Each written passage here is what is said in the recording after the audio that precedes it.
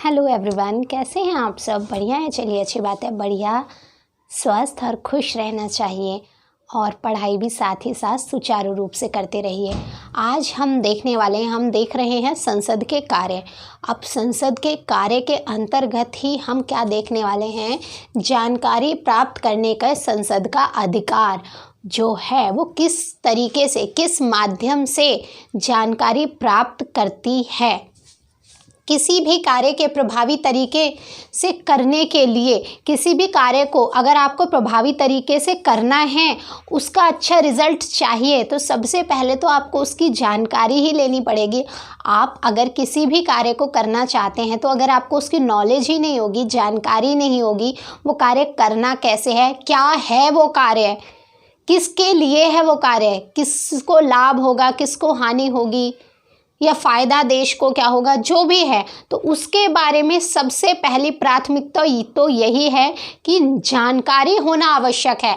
अगर उस कार्य को अच्छी तरीके से उसका इम्प्लीमेंटेशन करना है, उसको लागू करना है, तो यही कहा गया है किसी भी कार्य के प्रभावी तरीके से करने के लिए जानकारी या सूचना रखना या प्राप्त करना सबसे पहली प्राथमिकता है। संसद के लिए ये बहुत महत्व रखती है। यानी कि ये जो सूचना का अधिकार है, सूचना प्राप्त करने का संसद का अधिकार है, संसद के लिए बहुत ज़्यादा महत्वपूर्ण है। संसद का जानकारी प्राप्त करने का अधिकार असीम है, यानी कि असीम शक्ति प्राप्त है संसद को जानकारी प्राप्त करने की। सिर्फ इसके कि यदि जानकारी बिल्कुल असीम है कि हाँ, वो किस संसद को जानकारी लेने का अधिकार असीम है, बड़े स्तर पर प्राप्त है, परंतु कुछ रिस्ट्रिक्शन भी हैं। पर सिर्फ इसके कि यदि किसी जानकारी को जाहिर करने से राष्ट्रीय हित पर या राज्य की सुरक्षा पर, कौन से दो रीज़न बताए हैं? या तो राष्ट्र के हित या फिर राज्य की सुरक्षा पर प्रतिकूल प्रभाव पड़ रहा हो, यानी कि अगर वो सूचना बाहर आएगी या दी जाएगी या बाहर निकलेगी तो उस सूचना से राज्य की सुरक्षा पर और राष्ट्र के, देश के हित पर कुछ प्रतिकूल या खराब प्रभाव पड़ेगा, तो इस वजह से, इस कारण से संसद उस सूचना को देने के लिए जोर नहीं दे सकती, बिल्कुल भी ये नहीं कर सकती, प्रेस नहीं कर सकती कि ये सूचना हमें दीजिए। वैसे संसद का ये असीम अधिकार है। तो यही बात कही गई है कि संसद का जानकारी प्राप्त करने का अधिकार असीम है, सिर्फ इसके कि यदि किसी जानकारी को जाहिर करने से राष्ट्रीय हित पर या राज्य की सुरक्षा पर प्रतिकूल प्रभाव पड़ता हो तो उस पर ज़्यादा जोर नहीं दिया जाएगा कि ये सूचना दीजिए, परंतु ये बताना आवश्यक है कि राष्ट्रीय हित से संबंधित है या राज्य की सुरक्षा से संबंधित है। ठीक है, क्योंकि इन दो रीजनों से ही प्रेस नहीं कर सकती संसद, बाकी सूचना लेना उसका आवश्यक अधिकार है। किसका? संसद का।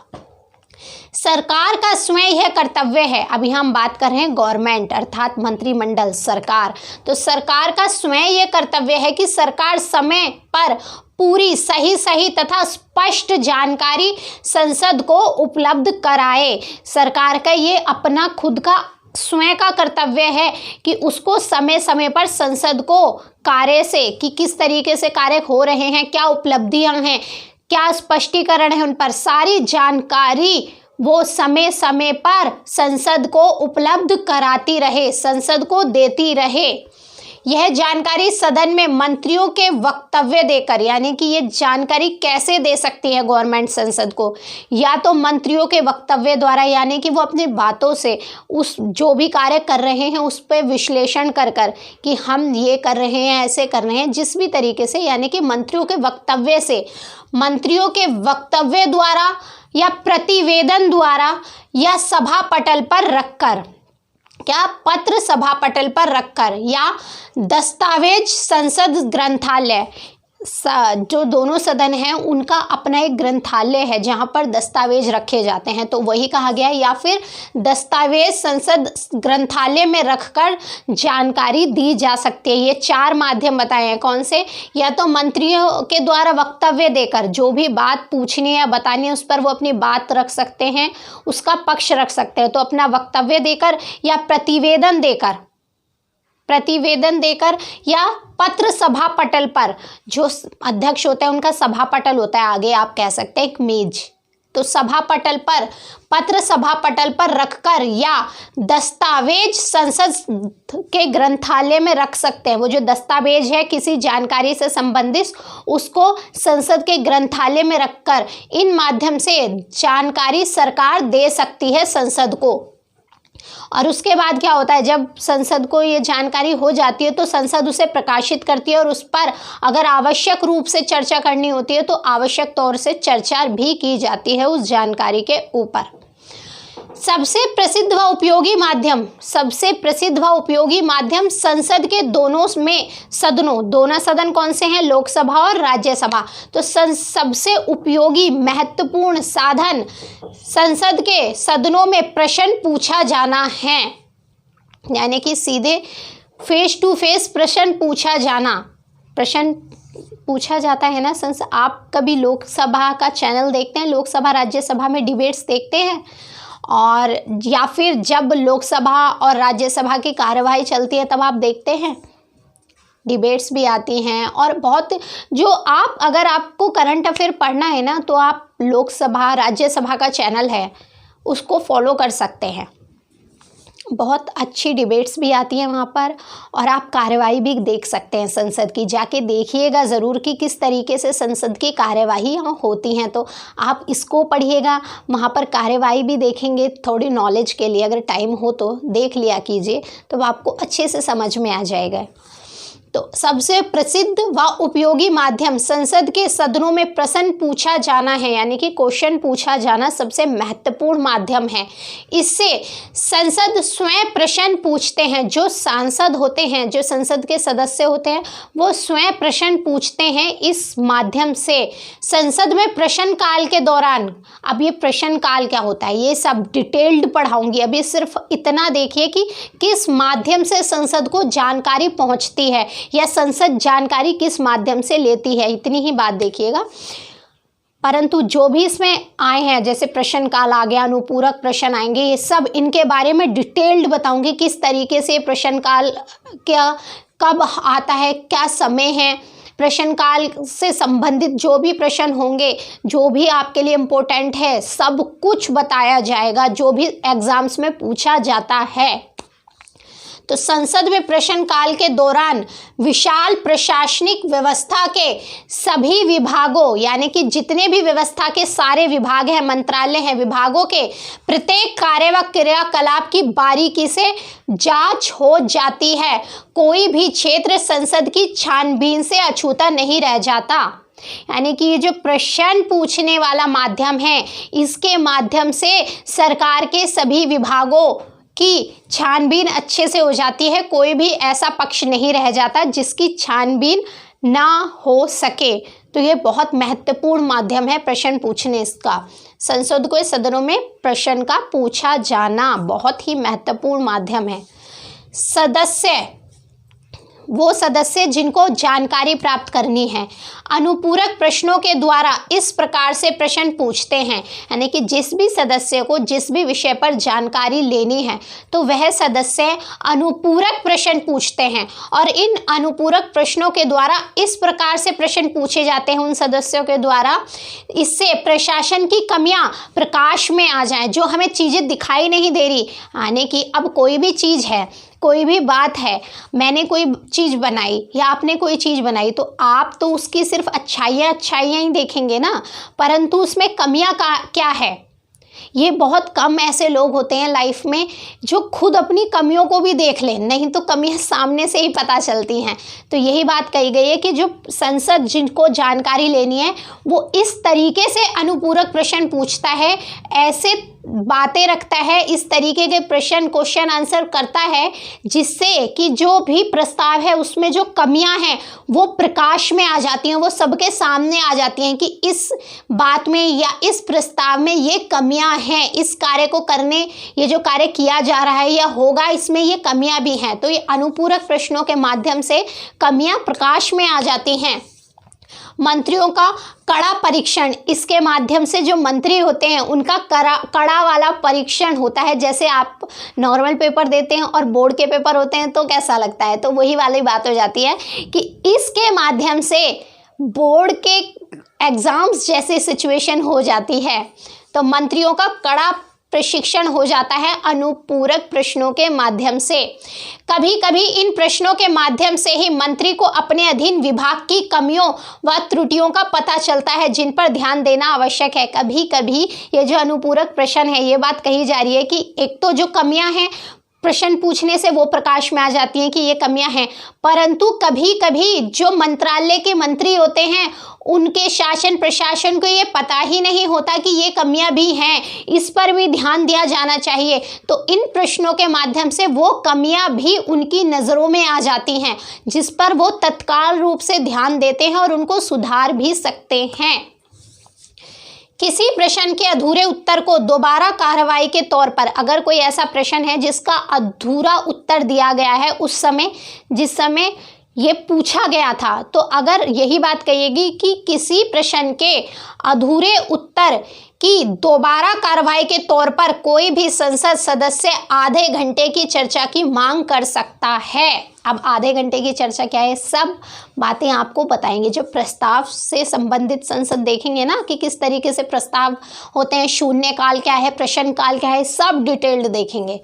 परंतु अभी हम क्या देख रहे हैं, सिर्फ जानकारी के माध्यम संसद के।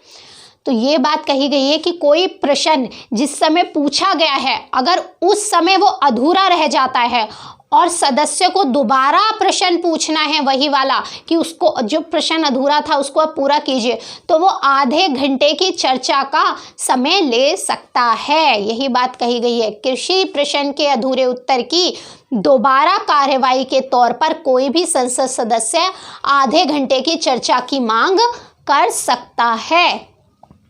अविलंबनीय लोक महत्व के विषयों पर मौखिक उत्तर के लिए अल्प सूचना प्रश्न पूछे जा सकते हैं, यानी कि अविलंबनीय, जिन पर विलंब नहीं किया जा सकता। कुछ मुद्दे ऐसे होते हैं जिन पर तत्काल रूप से बात करना आवश्यक है। तो अविलंबनीय लोक महत्व यानी कि जनता के हित, लोकों के महत्व, पूरे राष्ट्र के महत्व, लोक महत्व, जनता का हित। तो ऐसे प्रश्न अविलंबनीय, जिन पर विलंब करना ठीक नहीं है। तो अविलंबनीय लोक महत्व के विषयों पर मौखिक उत्तर यानी कि ओरल पेपर, जब हम छोटे थे तो होते थे ना, एक मौखिक पेपर है, एक लिखित पेपर है। तो मौखिक होता है ओरल। मौखिक उत्तर के लिए अल्प सूचना प्रश्न यानी कि जिसकी पहले से सूचना नहीं थी, वो अभी अभी आया है। जो अगर किसी को प्रश्न पूछना हो तो उसे पहले सूचना देनी पड़ती है, तब वो प्रश्न पूछता है। परंतु अगर अविलंबनीय प्रश्न है, लोक महत्व का है, तो उस पर अल्प सूचना यानी कि थोड़े समय पहले ही दी गई सूचना कि हाँ ये प्रश्न संसद में रखा जाना है, इसको पूछा जाना है, तो पूछ सकते हैं। अविलंबनीय लोक महत्व के विषयों पर मौखिक उत्तर के लिए अल्प सूचना प्रश्न पूछे जा सकते हैं। अध्यक्ष की पूर्व अनुमति से यानी कि अध्यक्ष की पूर्व अनुमति से अविलंबनीय लोक महत्व के किसी मामले की ओर मंत्री का ध्यान दिलाया जा सकता है। वह उससे अनुरोध कर सकता है कि वह इस मामले पर अपना वक्तव्य दे या लिखकर भी मांग सकते हैं। और इसको क्या कहा जाता है? ध्यानाकर्षण सूचनाएं। क्या कहा जाता है? यानी कि कोई भी ऐसा प्रश्न जो लोक महत्व से संबंधित हैं और अविलंबनीय है, जिस पर तत्काल रूप से बात करनी आवश्यक है। और उसकी पहले बहुत एक टाइम ड्यूरेशन होता है कि अगर आपको कोई प्रश्न पूछना है तो इतने टाइम पहले सूचना देनी आवश्यक है। परंतु अगर सूचना नहीं दी गई है उतने टाइम पहले, जितना संसद के जो संविधान है, संसद का भी अपना एक कॉन्स्टिट्यूशन है, जो एक भारत का कॉन्स्टिट्यूशन है, संविधान संसद का भी, या फिर आप कोई कंपनी में भी कार्य करते हैं या आप किसी संस्था में कार्य करते हैं, सबके अपने रूल्स और रेगुलेशन होते हैं ना। तो इसी तरीके से संसद के भी हैं। तो संसद का एक टाइम ड्यूरेशन होता है कि अगर आपको कोई प्रश्न पूछना है तो इतने समय पहले आप उसकी सूचना देंगे, अध्यक्ष को बता देंगे कि हमें कोई प्रश्न पूछना है। परंतु अगर कोई ऐसा अविलंबनीय प्रश्न आ गया है और लोक महत्व का है, जिस पर बात करनी तत्काल आवश्यक है, तो उसकी अनुमति पहले संसद को दी जाएगी। संसद को अनुमति देना आवश्यक है, संसद के अध्यक्ष को, अर्थात जो भी संसद का अध्यक्ष है। लोकसभा में पूछ रहे हैं तो लोकसभा के अध्यक्ष को, राज्यसभा में पूछ रहे हैं तो सभापति को। जो भी वहाँ पर पीठासीन अधिकारी है, जो बैठक की अध्यक्षता कर रहा है, उसको पता होना चाहिए, तभी आप प्रश्न पूछ सकते हैं, चाहे वो अविलंबनीय है या लोक महत्व के हैं। कोई भी प्रश्न हो, पहले सभा में जो पीठासीन अधिकारी है उसकी अनुमति लेना आवश्यक है। जैसे अगर क्लास में आपको बोलना है तो टीचर की अनुमति लेना तो आवश्यक है ना। तो यही है कि अध्यक्ष की पूर्व अनुमति से अविलंबनीय लोक महत्व के किसी मामले की ओर मंत्री का ध्यान आकर्षण करने के लिए, कोई ऐसा मामला है जो मंत्री के ध्यान में नहीं है, या फिर तत्काल रूप से उनको पता होना चाहिए कि देखिए ऐसा भी हो रहा है, क्या आपको पता है या नहीं पता इसके मामले में। तो मंत्री का ध्यान आकर्षित करने के लिए वो संसद सदस्य क्वेश्चन पूछ सकता है, या तो वो मौखिक उत्तर ले सकता है या फिर लिखित में भी उत्तर मांग सकता है। और इसको क्या कहते हैं? ध्यान आकर्षण सूचनाएं। क्या? ध्यान आकर्षण सूचनाएं। इसी से आप समझ जाएंगे कि जो भी मंत्री है उससे संबंधित, उसका ध्यान उसको पे आकर्षित करना कि ऐसा भी हो रहा है, ये देखिए, इस पर ये आपको पता है कि ऐसा हो रहा है, इस आपके विभाग के तहत ऐसे कार्य हो रहे हैं, या इसकी जानकारी आपको होनी चाहिए है भी या नहीं। तो इन सब बातों की ओर ध्यान आकर्षित करने के लिए मंत्री का संसद सदस्य प्रश्न पूछ सकते हैं। और इनको बोला क्या जाता है ऐसे प्रश्नों को? ध्यान आकर्षण सूचनाएं। अब ये ध्यान आकर्षण प्रस्ताव कैसे लाए जाते हैं, सब हम डिटेल देखेंगे जब प्रस्तावों पर बात करेंगे। हम सिर्फ संसद की जानकारी के माध्यम देख रहे हैं, बार बार कह रही हूँ आपसे। संस्थागत स्तर पर जानकारी पाने का एक माध्यम, यानी कि और किस तरीके से संसद जानकारी प्राप्त कर सकता है? संस्थागत स्तर पर जानकारी पाने का एक माध्यम विभिन्न संसदीय समितियां, संसद में समय समय पर समितियों का गठन किया जाता है। तो विभिन्न समितियों के प्रतिवेदन से, इसके माध्यम से सरकार के जिस मंत्रालय, विभाग तथा सरकारी उपक्रमों का परीक्षण करना हो, उनसे महत्वपूर्ण और विस्तृत जानकारी प्राप्त करती है। यानी कि अगर संसद को कोई प्रश्न पूछना हो, उसकी छोटी से छोटी, बारीक से बारीक चीज़ों पर भी ध्यान देना हो, तो समितियों का गठन किया जाता है। और वो समिति फिर छान छान के चीज़ें बहुत बड़े स्तर पर विस्तृत चर्चा करके, देख रेख करके सूचनाएं देती है संसद को, ऐसे हो रहा है, ये हो रहा है, ये कमियां हैं, ये खामियां रह गई हैं इसमें। तो इसलिए समितियों का गठन किया जाता है। क्या प्रक्रिया है, किस तरीके से गठन किया जाता है, समितियों के गठन संबंधित जब हम देखेंगे तब बात करेंगे। अभी सिर्फ इतना बताया जा रहा है कि समितियों के गठन के माध्यम से भी संसद जानकारी प्राप्त करती है, और इस माध्यम से वो उस मंत्रालय की, विभाग की, जिसके लिए भी समितियों का गठन किया गया है, उसकी वो छोटी से छोटी चीज़ों पर बहुत बारीकी से छानबीन करके संसद के आगे विस्तृत ब्यौरा रखती है। अविलंबनीय लोक महत्व के प्रश्नों को पूछने का यह अब एक महत्वपूर्ण साधन बन गया है। यानी कि जो भी लोक महत्व के महत्वपूर्ण विषय होते हैं, उनके बारे में सूचना प्रदान करने का अब ये महत्वपूर्ण साधन बन गया है, क्या? समितियों के गठन के द्वारा, जिससे दोनों सदन प्रयोग करते हैं, यानी कि दोनों सदनों में समितियों का गठन किया जाता है, ये भी याद रखिएगा। तो दोनों सदन समितियों का गठन करके लोक महत्व के प्रश्नों पर बहुत अच्छी तरीके से ध्यान दिला सकते हैं, उसकी बारीकी से छानबीन कर सकते हैं, क्या हो रहा है, क्या नहीं हो रहा है, क्या होना चाहिए, कितनी प्रोग्रेस है, क्या कमियां हैं, सब पर ये समितियां बहुत बारीकी से जांच करती हैं। राजनीतिक दलों के क्रियाकलाप, शोध आदि से संबंधित उस दल के अपने कर्मचारी ही जो विशेषकर दल की स्थिति की दृष्टि से आवश्यक जानकारी अपने सदस्यों को देते रहते हैं। क्या बात कही गई है? जो भी संसद के सदस्य होते हैं वो किसी ना किसी दल से संबंधित तो होते ही हैं, बिल्कुल होते हैं ना। कोई बीजेपी से होगा, कोई कांग्रेस से होगा, कोई आम आदमी पार्टी से होगा, कोई तृणमूल कांग्रेस से होगा, बहुत सारी पार्टीज़ हैं हमारे देश में। फैक्चुअल क्वेश्चन है, अभी बताऊंगी। अभी फ़िलहाल संसद के कार्य देखते हैं। तो हम कोई जो भी संसद सदस्य है वो किसी ना किसी पार्टी से तो चुनकर गया भी होगा, या निर्दलीय भी हो, जो भी हो, उसके दल के कर्मचारी तो होंगे ही, बिल्कुल काम कर रहे होंगे जो। तो ये बात कही गई है कि समय समय पर दल के कर्मचारी भी जो क्या कार्य हो रहा है निर्वाचन क्षेत्र में, किस तरीके की कार्य प्रक्रिया चल रही है, उससे अवगत कराते रहते हैं उन संसद के सदस्यों को। ठीक है, एक माध्यम ये भी हो गया। निर्वाचन क्षेत्रों में तथा अन्य स्थानों पर जाने, निर्वाचकों और अन्य लोगों से पत्र व्यवहार करने। अब ये जो संसद सदस्य चुन के आते हैं, इनका अपना अपना क्षेत्र भी तो होगा जहाँ सर ये चुन के आते हैं, जहाँ पे इनको कार्य करना है।